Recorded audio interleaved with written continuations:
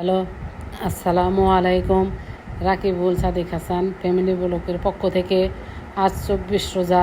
এই তো 24 রোজার আজকের আমার কি রান্না, এই রান্না আপনাদের সাথে শেয়ার করছি। এই তো পাঙ্গাস মাছ আমার ছেলেরা খেতে ভালোবাসে। পাঙ্গাস মাছ এভাবে নুন হলুদ দিয়ে মাখিয়ে রেখে ভাজি করে রান্না করে খেলে অনেক ভালো লাগে। এর জন্য পাঙ্গাস মাছ ভাজি করে রান্না করলে অনেক মাছের সাথে বেটার খুব মজা লাগে। অনেকে খেতে ভালোবাসে না, কিন্তু এইভাবে খেলে খুব টেস্টি হয়।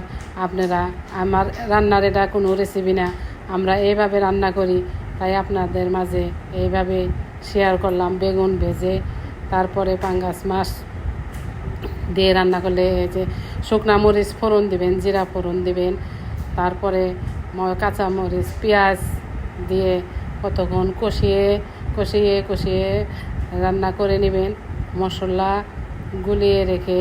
তারপরে যদি আপনারা এই পেঁয়াজ ভালো করে ভেজে এই যে পানি দেওয়া হলো যাতে পেঁয়াজগুলো পুড়ে না যায়, এখন বাটা মশলা সব মিক্সড করে দিয়ে দিলাম।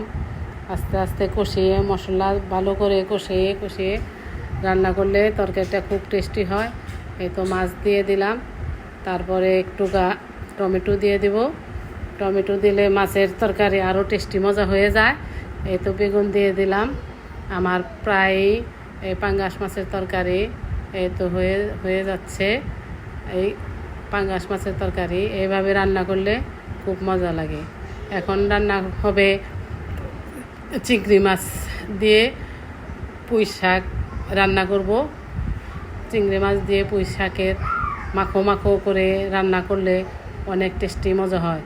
রমজান মাসে একটু শাক সবজি খেলে মনে হয় ভালো লাগে। মাংস আর কতই খাওয়া যায়, মাছে ভাতে আমরা বাঙালি মাছের তরকারি দিয়ে রমজান মাসে ভাত খেয়ে দেখবেন প্রচুর ভাত খাওয়া যায়, পেট ভরে ভাত খাওয়া যায়। মাংস খেতে খেতে আর ভালো লাগে না, তখন সেই মাছে ফিরে আসতে হয়।